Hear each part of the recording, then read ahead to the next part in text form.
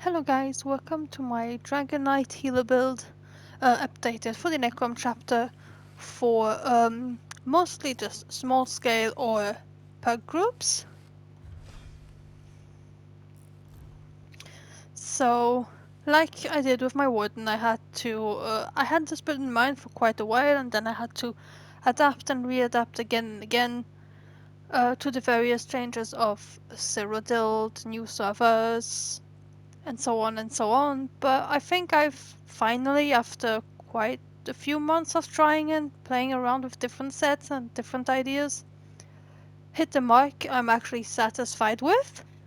So I will straight go back into it. So for the attributes, I am also keep in mind I am playing as a Nord, so to hit the same stats as I do, you might have to change around a few things or change around with attributes.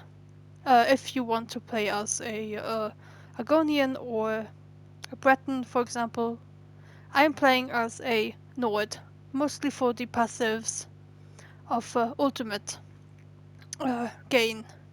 So our attributes are 44 points into Magicka, 2 points into health, 18 points into stamina. At first glance this may seem a bit random, but you'll see once I buff up that this is absolutely not random. For our sets, we are wearing one heavy set, one light set, and a mythic and a monster set. For our monster set, I'm wearing Bloodspwan on, well, of course, head and shoulders. The head is in heavy reinforced, and the shoulder is in medium impen.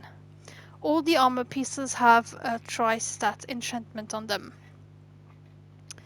For the first 5-piece set, I am wearing as my heavy set Drake's Rush, which can be found in Black Drake Villa, which is one of the DLC dungeons. I am wearing the chest, the legs, the feet, and the sword and board.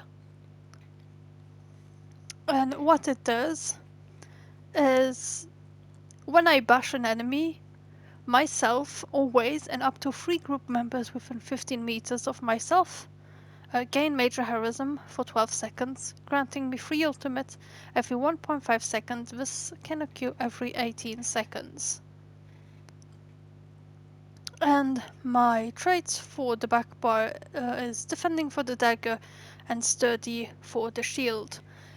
And you also notice that I have my enchantment on my shield is Max Magicka, because the third and the fourth trait of Drakerus are both max stamina, so in order to even out the gap I have between my stamina and magicka when I swap from my front bar and from my back bar, to even out this gap, I decided to just throw in a glyph of max mag, so the gap between my max stam doesn't shift that much, because my fourth piece is also stam and my third piece also.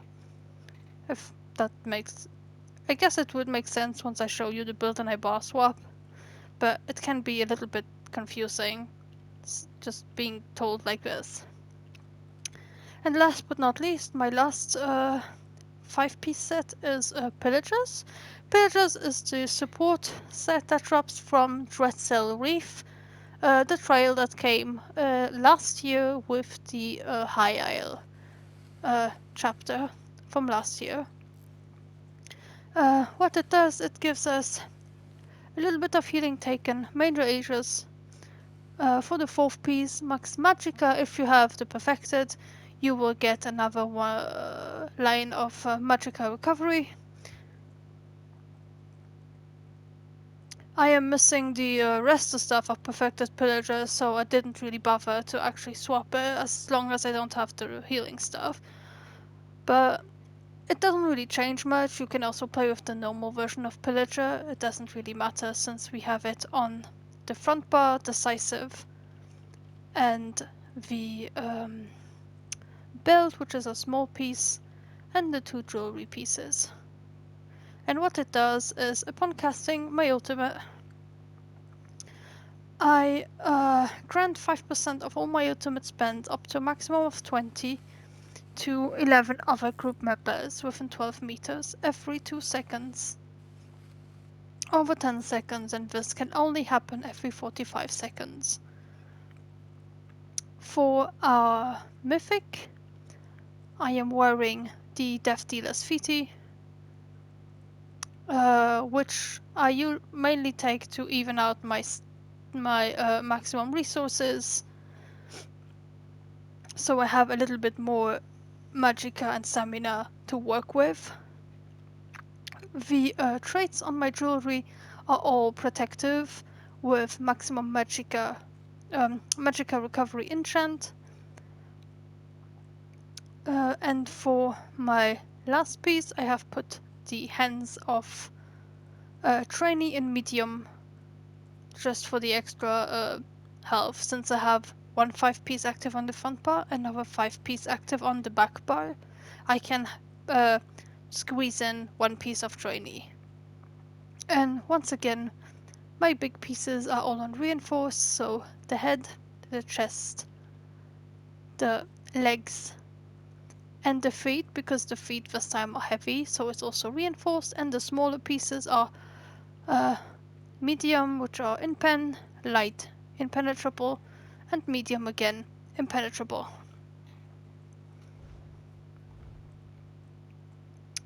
For the skills on my front bar, which is my restoration staff, I am using blinding flare to soak in a little bit more tankiness.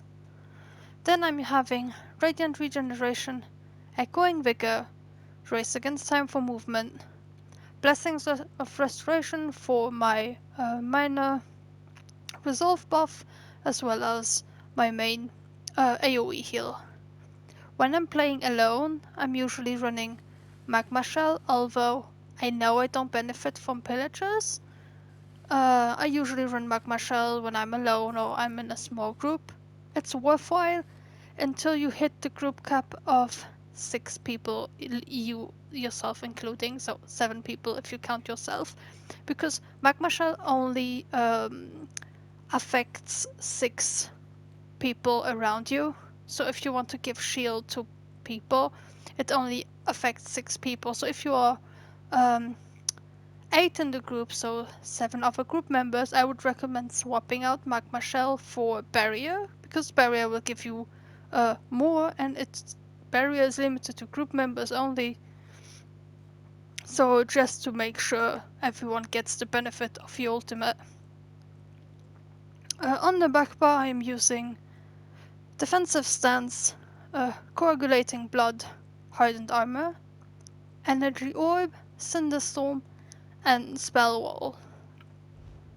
That is because I'm having Sword and Board on the back bar, and unlike any other classes where I might use my Barrier on the back bar and the Restoration or Healing ulti on the front bar, with this build I'm actually using a Barrier on the front bar as main ultimate, and a cheap ultimate on the back bar as defensive ultimate or selfish, because as Dragonknight, Battle Roar Spirit will give me resources back when I use my ultimate, so I actually just use Spell Wall when I need healing, when I'm like really pressured and I need to save myself.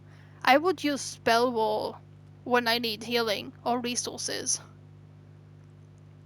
It gives me the benefit that during 7 seconds, once it's fully leveled, it will automatically block everything and reflect back projectiles. But really, it's for the surviving and healing through battle roar passive. Cinderstorm is nice to proc my Dragonknight passive with major brutality, minor brutality passive, and it's also a really strong AoE heal, and it snares the enemy, so if people stack on one spot, which they usually do because they get pulled, I like to throw in my Cinderstorm orb, and then just bar swap again and try to heal them up with blessings and pop a barrier. Coagulating blood is my self heal on the back bar. This I use when I need to really heal myself and have quite some pressure, because once I'm at half health it actually heals for way more. So this is my self heal on the back bar, because I always really enjoy to have a self heal. Defensive stance is mostly here for the block mitigation and the decrease in block. Sometimes it's also really useful when I have a sniper sniping me and I don't want to use my spell wall, or I just use my barrier and I can't use spell wall. Defensive stance really helps, but it's not something I actively use a lot, or I just try to throw it in my rotation. It's mostly just there for the passive. You could eventually, if you have a little bit of larger or stronger group, swap defensive stance out for ignite weapon, give your group the weapon buff of major brutality and major sorcery, but when I play alone I like to have defensive stance in there. For the champion points, I am playing for fully defensive champion points, so Ironclad, Unassailable, Resilient, and Duelist Rebuff. And for the blue CP I'm having Survival Instincts, Expert Evasion, Fortified for the extra armor, and Celerity for the extra movement speed. On this build I am also playing, my Mundus stone is the Atronach, which is Magical Recovery, and my curse is Vampire, and I usually always play on Vampire stage 3. For the stats it doesn't really look that impressive when I'm not buffed up, but you will see for the armor I am sitting around 38 to 40k resistances on the back bar, 31 max health and 21 max stamina at Magicka. From the front, on the front bar, 35 and 34, a little bit less. This is one of the reasons why I have also Flare on the front bar.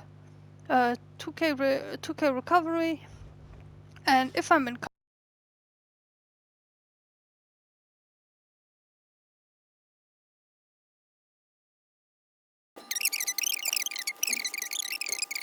5k health still.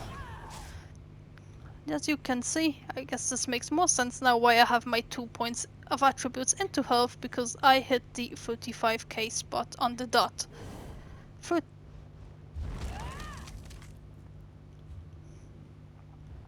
For food, I am using the red Frothgar food, which is one of the foods you get once you do the quests in Frothgar. I can show you where it is. Frothgar. So the main city is here, over here somewhere. You should be having a quest giver. It's an orc lady who will ask you to gather recipes and resources for her recipes. It's a series of free quests I think, and after the third you get the Hrothgar food. Also, it's a drink, and with our node passives, we actually benefit from having drinks active. Where is it? There, increase the duration of your food, of your drinks by 15 minutes. It's not that much, but I guess every little bit of something counts. And it helps with having a nice pool of max health and magical recovery, since it's one of these things that DK always tend to struggle until you start using your ultimate.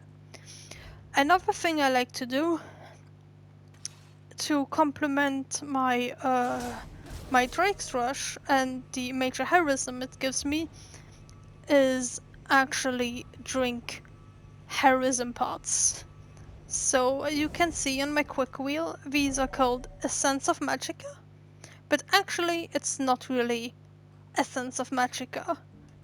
I also have stamina pots just in case, tri-stat pots, and a sense of immovability, which you should always have. But my main drink consumed is Essence of Magicka, but it's actually Heroism pots. And the nice thing with these pots, outside the fact that they're extremely expensive, is they give us both Magicka and Stamina, Magicka recovery, and increase our Magicka recovery and Stamina recovery, as well as giving us minor heroism for 47.6 seconds with the alchemy passives. So when you're getting, you can actually drink these on cooldown since our potions are 45 seconds, and as you can see, minor heroism lasts for 47.6 seconds. You usually don't need to drink them on cooldown because the fight you very often is ended before in one way or the other. But if it's a fight that really drags on and on, having minor heroism pots combined with Drake's Rush is insanely strong. Because you can either if you're pressured a lot, protect yourself and survive extremely long if you just pop Stone Board ulti. But if you have some room to just farm up some barrier for the Pillagers proc and give this ulti back to your group, it's like really powerful because it can go extremely fast. And yeah, I think that's it. In any case, if you have any more questions or anything, don't hesitate to let me know, and I'll see you in the next one. Bye bye.